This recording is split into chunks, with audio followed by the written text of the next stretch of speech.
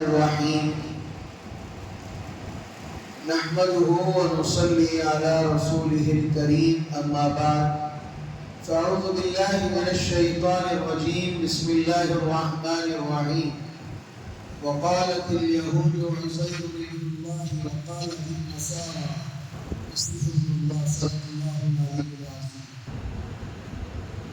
قال رب اشرح لي صدري ويسر لي أمري واحلل عقدة من لساني يفقهوا قولي اللهم صل على محمد في أول كلامنا اللهم صل على محمد في أوسط كلامنا اللهم صل على محمد في آخر كلامنا.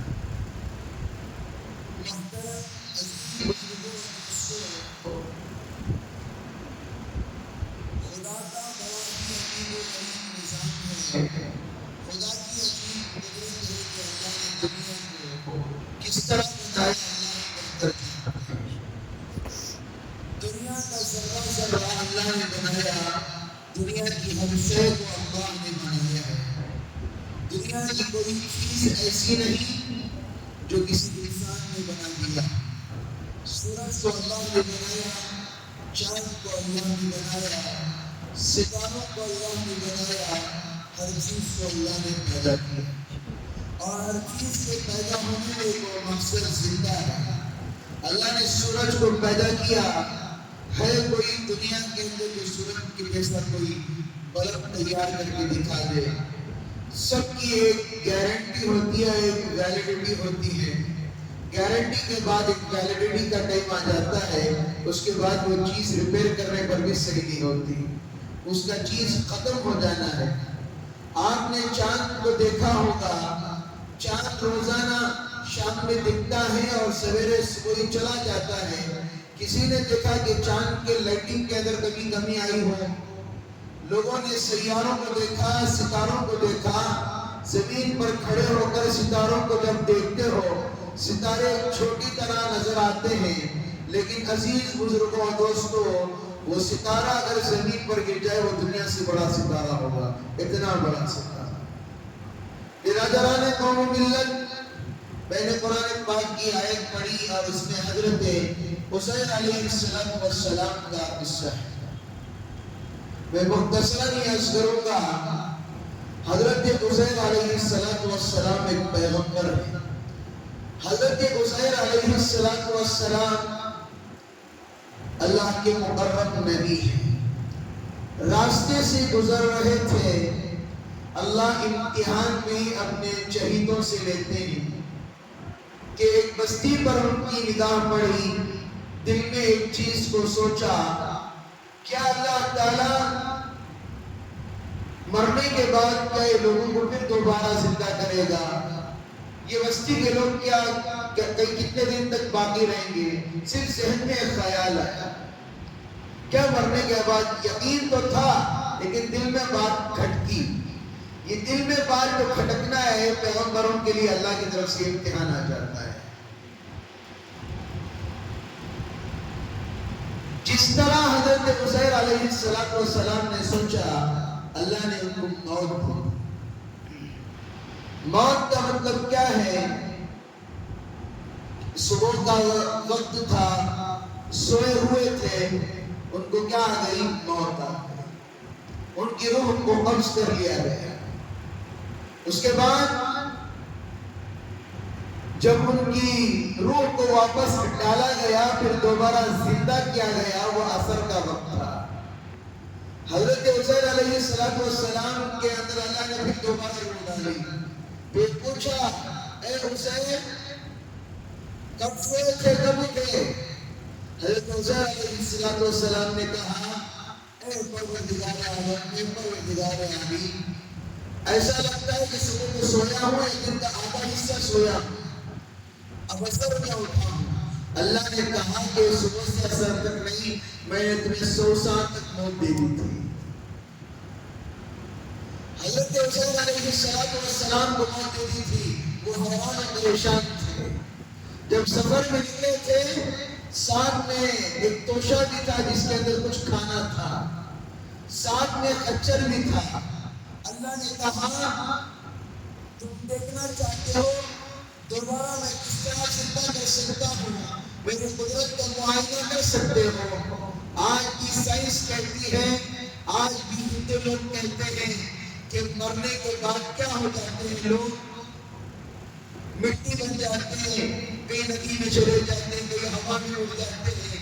لیکن میرے عزیزوں، یہ صرف ان کا یہ ذہنی اور عقلی بات ہے، لیکن ہمارا یقین یہ ہے مرنے کے بعد اللہ ہمیں دوبارہ زندہ کرے گا، ہمارے ناموں سے اللہ زندہ کرے گا۔ عبداللہ بولیں گے لاکھوں کھرواں عبداللہ کھڑے ہوں گے، عبدالسلام بولیں گے اربوں کھرواں عبدالسلام کریں گے، عبدالماجد بولیں گے اللہ کئی سارے عبدالماجد، ایک نام سے کئی لاکھوں ہزاروں کروڑوں بندے کھڑے ہوں گے۔ ہمارا عقیدہ یہی پر ہے کہ اللہ مرنے کے بعد دوبارہ ہمیں زندہ کرے۔ تو خچر کے ساتھ آئے تھے، دیکھا کہ خچر کے پاس کچھ نہیں، 100 سال ہو گئے، کچھ بھی نہیں ہے۔ 100 سال کیا ہوتا ہے؟ انسان کھانا کھائے، کھانے کے بعد سالنے کے اندر انگلیاں ڈال دی، کیا ہوتا ہے؟ سالنا اچھا تھا خراب ہو جاتا ہے، خراب ہو جاتا ہے۔ لوگ کیا کرتے ہیں؟ اسے گرم کر کر فریج میں رکھتے ہیں تاکہ یہ باقی رہے۔ یہ سب سے بڑی نبوت ہے۔ حضرت موسیٰ علیہ السلام کے قوم کو کہا گیا تھا کھانے کو جمع کر مت رکھو، جو ملتا ہے فوراً کھا لو۔ لیکن قوم کیا کرتی تھی؟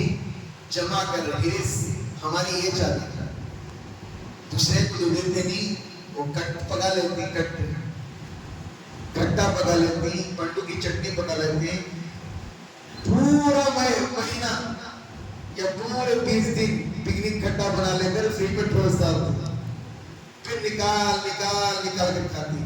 یہی وہاں کی نوسط یہاں آئی ہے۔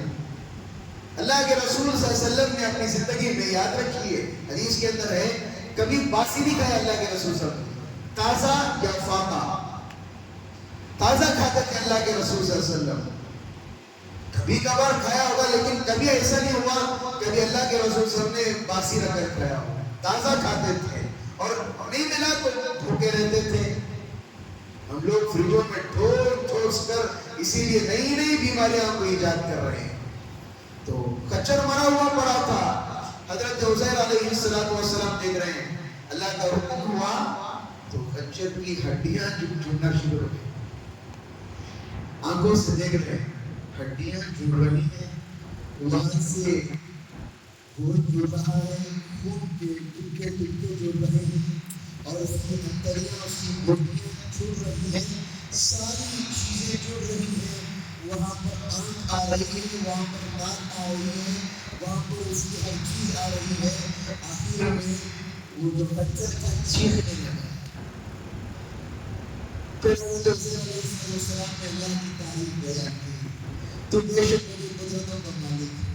اللہ نے کہا عزیر تو ایک تحفہ لے کر آیا تھا، اس کا بھی مجھے خیال ہے۔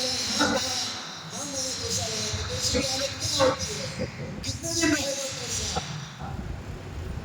تو کہا کہ جیسے کھول کر دیکھا 100 سال ہو گئے، کتنے سال؟ 100 سال ہو گئے۔ تحفہ ایسا لگ رہا تھا کہ ابھی بتا ہے یا اللہ کی قدرت ہے۔ تو سامنے جو کیا ایک بستی نظر آئی، اس بستی میں گئے اور کہا کہ بستی کتنے سال سے؟ کہا کہ 100 سال سے بستی ہے۔ یہ اللہ کا ہماری یقین ہونا چاہیے۔ بستی میں گئے اور کہا کہ ایک نبی گزرا ہے، مجھے جانتے ہو؟ اور ملا کہ ہم نہیں جانتے۔ ایک بوڑھی عورت ہے جس کی عمر 200 سال تھی،